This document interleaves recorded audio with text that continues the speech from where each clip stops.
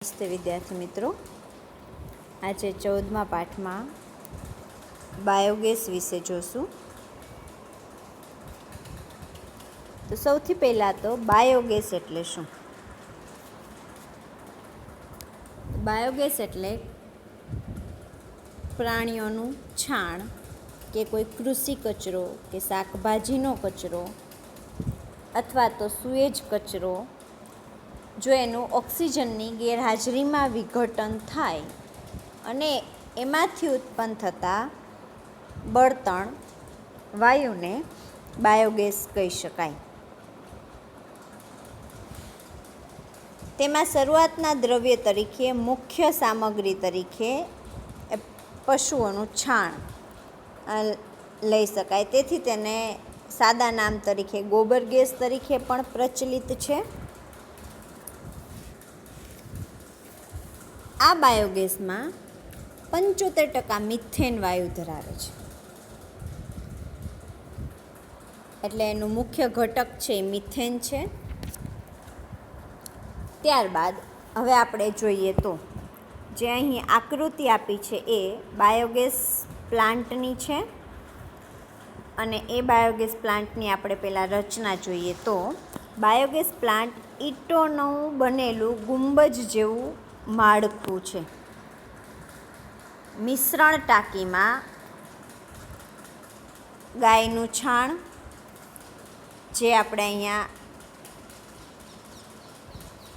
દર્શાવ્યું છે તે, વનસ્પતિ કૃષિ કચરો, શાકભાજી કચરો વગેરેનું પાણી સાથે મિશ્રણ કરવામાં આવે છે.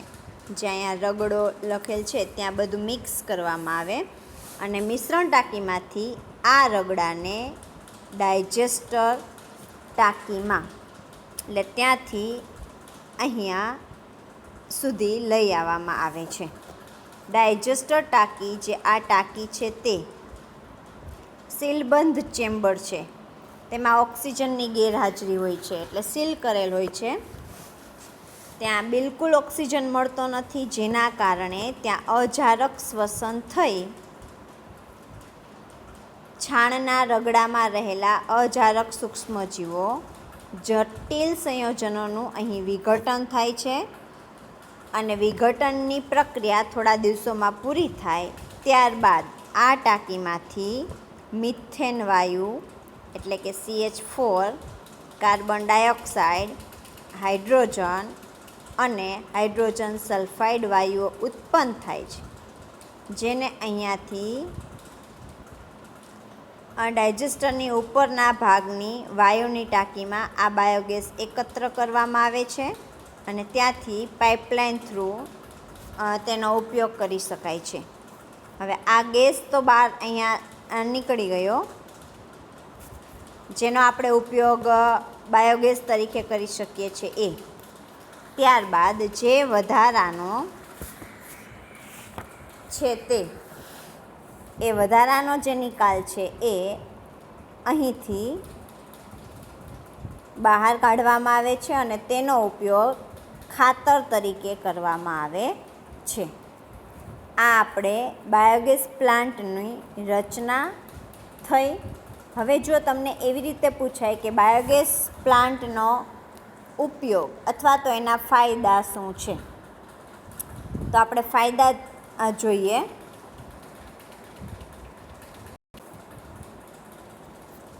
બાયોગેસ છે એ મિથેન ધરાવતો હોવાથી તે ઉત્તમ બળતણ છે. ત્યારબાદ તે તાપીય ક્ષમતા વધારે છે. તેના દહન દરમિયાન રાખ જેવા અવશેષો રહેતા નથી. આ ઉપરાંત તે ધુમાડા રહિત સળગે છે. આ એનો ફાયદો છે. આ ઉપરાંત આપણે પ્રકાશ માટે, રસોઈ બનાવવા માટે ઉપયોગી છે. પછી જે વધેલો રગડો છે એ ખાતર તરીકે ઉપયોગ થાય છે, અને એ ખાતર જમીનમાં સમૃદ્ધ તત્વો, ખનિજ તત્વો આપે છે, જેવા કે નાઇટ્રોજન અને ફોસ્ફરસ જેવા આ તત્વોથી ભરપૂર હોય છે. બાયોગેસનું ઉત્પાદન કચરાના નિકાલની સલામતી અને અસરકારક પદ્ધતિ છે. તેમાં મોટા જથ્થામાં જૈવ કચરા અને સુએજ દ્રવ્યોનો ઉપયોગ કરી અને ઉર્જા અને ખાતર મેળવવા માટે આ ઉપયોગી છે. આમ બાયોગેસનો ઉપયોગ અસરકારક છે. આમ વિદ્યાર્થી મિત્રો, આ પ્રશ્ન બાયોગેસની રચના પૂછાય તો આપણે એના આકૃતિ સાથે વર્ણન કરવાનું, અને એનો ઉપયોગ અલગથી પણ પૂછાઈ શકે છે. એટલે જે રીતે પૂછાય એ રીતે આપણે લખશું. આભાર.